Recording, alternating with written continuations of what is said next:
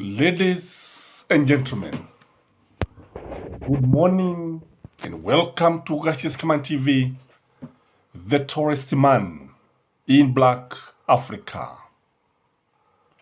There is real rivalry in UDA between the first and the second in command. If you have been very keen on Kenyan politics, you realize that when Gachagua is talking, it's like he is threatening the first in command. When Gachagua is talking, he doesn't mince any word. Indeed, when you listen to Gachagua, most of the things that he say, the first in command does not respond. This is not just a coincidence. Again, when you look at Gachagua, utaona ya kwamba amekuwa akipiga domo kila wakati.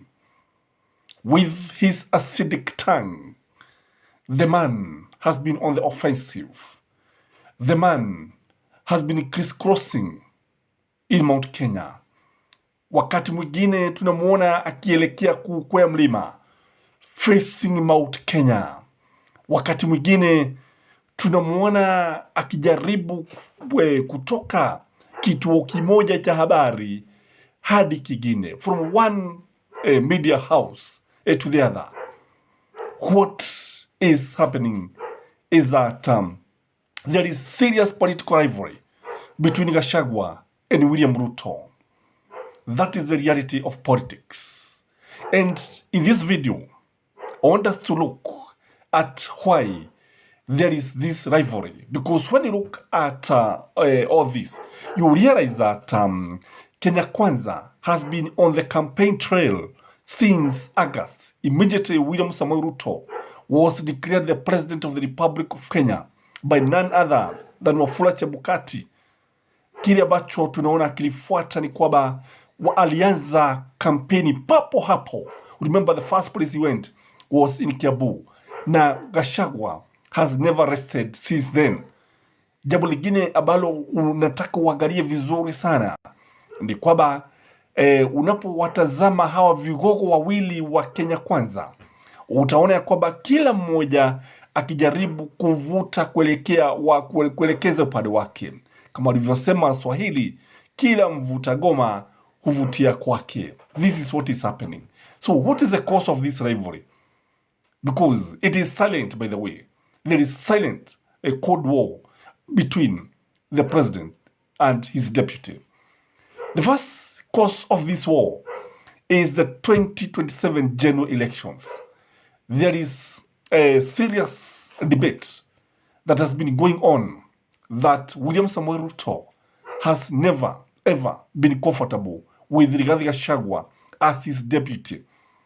Now this one started in Karen when tuliona ya kwamba watu wabunge wote ukijaribu na kumchagua Kithure Kindiki, lakini tuliona ya kwamba Gachagua akimtishia rais wakati huo akiwa naibu wa rais, akasema ya kwamba yeye hakuna wakati ambapo atakubali kutegwa. There's no way that Gachagua was going to give way to Kithure Kindiki, and the Meru people are not happy. And for some time, we saw Kindiki retreating, and he was not happy. So there is this feeling that William Samoei Ruto could go for a Mulebe Nation as a running mate, and none other than Musalia Mudavadi. So this is one of the causes of the rivalry between these two leaders. The second thing that has been causing this rivalry is Ruto succession. Ruto succession is something that is complicated. According to insiders, the people who are supposed to carry the baton of 2032 is Kipchumba Murkomen and Dede Nyoro. Yes, Dede Nyoro could be the presidential candidate, and Kipchumba Murkomen could be Ruto's choice of running mate. Na ukiangalia hawa ni vijana, ni mabarubaru, wameanza kubugia chumvi. And when you look at it, you see, well, like for instance, if you look at Kipchumba Murkomen, look at his docket. When you look at his docket, that of transport, this is one of the areas that people makes a lot of money. This is one of the areas that the holders of the office comes across lucrative projects. And you see, for you to be a presidential candidate or a running mate, you need to have money. And why it's not for money, I tell you, Rigathi Gachagua could not have been the deputy president of the Republic of Kenya. He was, by the way, he was one of the financiers of William Samoei Ruto. And not many, not once, not twice, that he footed the bills of Kenya Kwanza and UDA in particular. Si mara moja, even organizing meetings. So you need to have money. So when you look at it, you see that this man is being prepared for leadership. This man has been put there to make money. Jambo lingine unapomwangalia naye Dedi Nyoro, utaona ya kwamba sababu moja ambapo unajua watu walikuwa wanajiuliza kwa nini Dedi Nyoro hakuweza kujipata katika baraza la mawaziri. This was very much deliberate of William Samoei Ruto. William Samoei Ruto knows very well that when you are in parliament, that is where most of the policies are made. In parliament, that is where you have real politics. We have real politics in parliament. And unlike in county government, when you are governor, you are like an administrator. But when you are in parliament, you can say anything. You can influence many things. You can play in the first league of Kenyan politics. So this is where Dedi Nyoro comes in. That is why he was never appointed to the cabinet. It was very, very much deliberate. So the succession equation does not in any way favors Rigathi Gachagua. And one thing is very clear. I believe that William Samoei Ruto will not be very, very comfortable having his deputy as the president of the Republic of Kenya. And I think this one has never happened in independent Kenya. Kwa sababu hata wakati ambapo Arap Moi aliweza kumrithi hayati mzee Jomo Kenyatta, ilikuwa tu ni jambo ambalo litokea kisadifa tu. It is something that was not planned.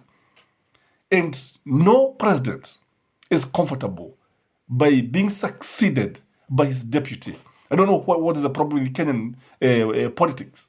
Again, when you look at Arap Moi tulimwona akimtupilia bali Mwai Kibaki, Joseph Karaja, George Saitoti, and that is why he went for Uhuru Muigai Kenyatta.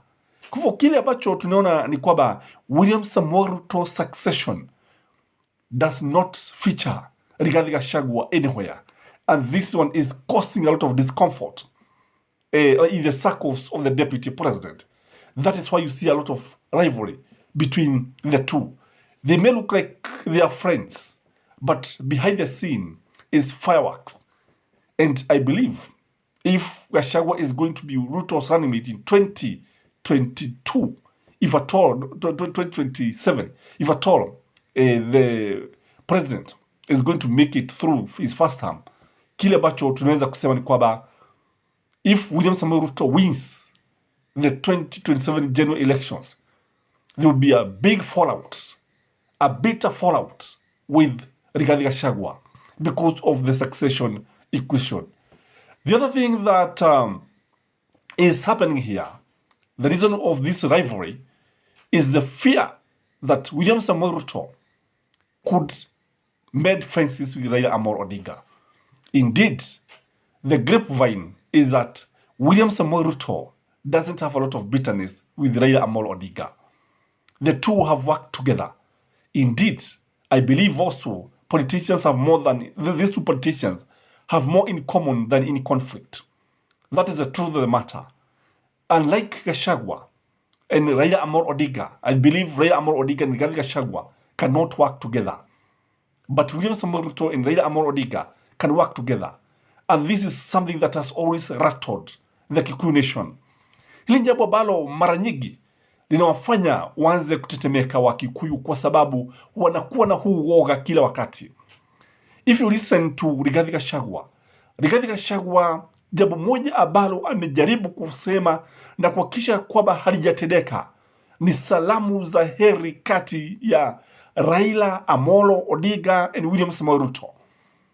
Indeed, if you look at all the Kikuyus, like people like Kimani Ichung'wah, jambo moja ambalo huwa anasema na lile ambalo hawangetaka kuona au kusikia ni kwamba Raila na William Samoei Ruto wamekaribiana. That is something they have always tried to avoid, because if the two can come together, if the two can join hands together, if the two can start working together, if the two can unite, that is the end of people like Gachagua. That is the end of the Kikuyu Mafia. That is the end of the power-hungry Kikuyus. That is the end of the power-drunk Kikuyus. Huo ndio ukweli wa mambo. Kwa hivyo hili jambo lingine ambalo linafanya kuwe na mgogoro mkubwa wa kisiasa, because of this Raila phobia amongst the Kikuyus. And we remember very well that even when Raila Amolo Odinga and William Samoei Ruto started the bipartisan dialogue, kile ambacho tunaone kwamba Raila knew very well that William Samoei Ruto actually is the one who extended an olive branch to Azimio. And the funny thing is that William Samoei Ruto did not involve the Kikuyus. Indeed, it is said that he only consulted his Kalenjin friends and some pastors here and there. And when he did this, he announced, and it looked like most Kikuyus were caught off guard. So this fear is real in the mountain.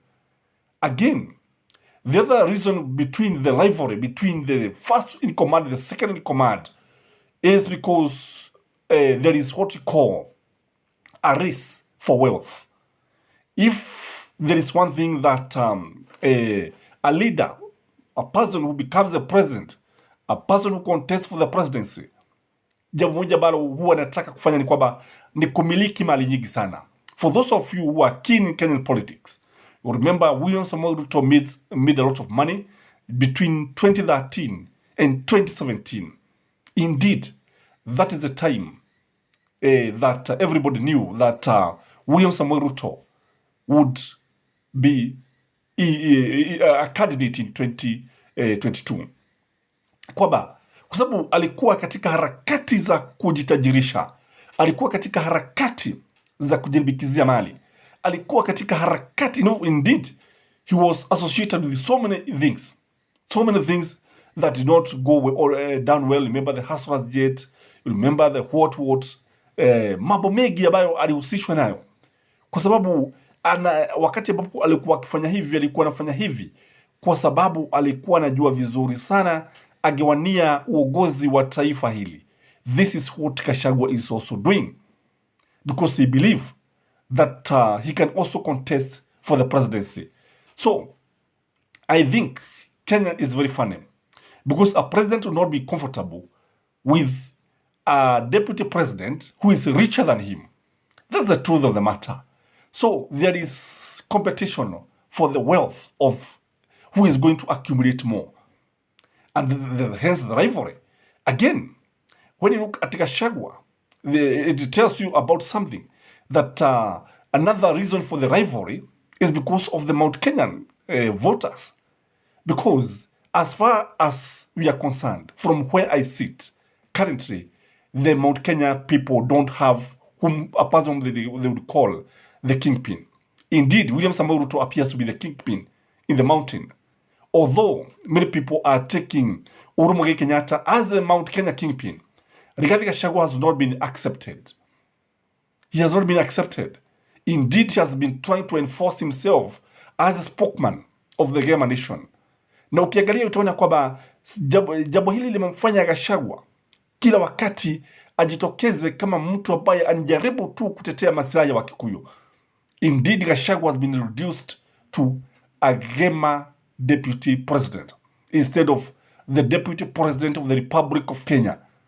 Na kisa na maana ni kwamba anajua vizuri sana akilala tu hivi, akijaribu kuchelewa, unajua uchelewa utapata mtoto si wako. Akijaribu kucheza atapata, he has no following in the mountain.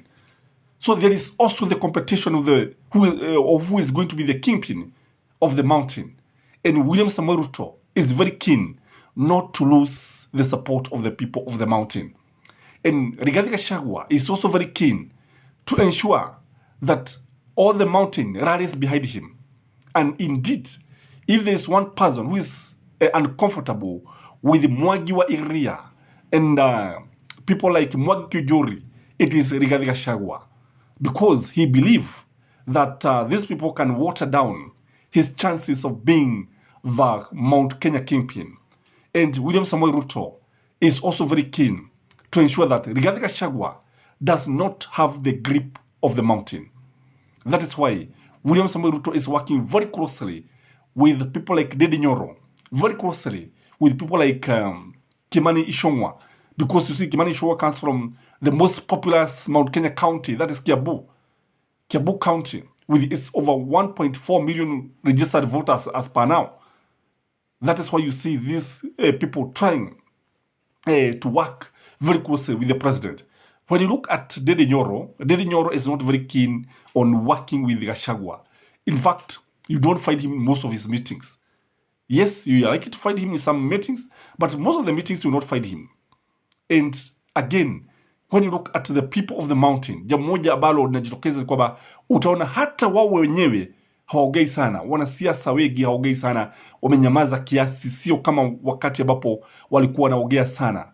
Very few Mount Kenya people are talking now. They have gone silent because they are also confused. They don't know where to go. They don't know whether to follow Gachagua or to follow William Samoei Ruto. And people like Sabina, wakati ambapo uliona Jubilee ikiingia pale, unaona inaigia ikipitia Gachagua, not William Samoei Ruto. This real rivalry between the president and his deputy. Politics is very, very interesting. At the same time, it is also a very dirty game. And what may look like is working, it is not the case. I don't know what you think, but if you ask me, I can tell you there is real politics. There will be real politics as times go by. By the way, we are very, very happy for those who are supporting us. We don't take it for granted. Continue supporting us. Our number is always there. And please, may you like this video and have a blessed day. Bye-bye.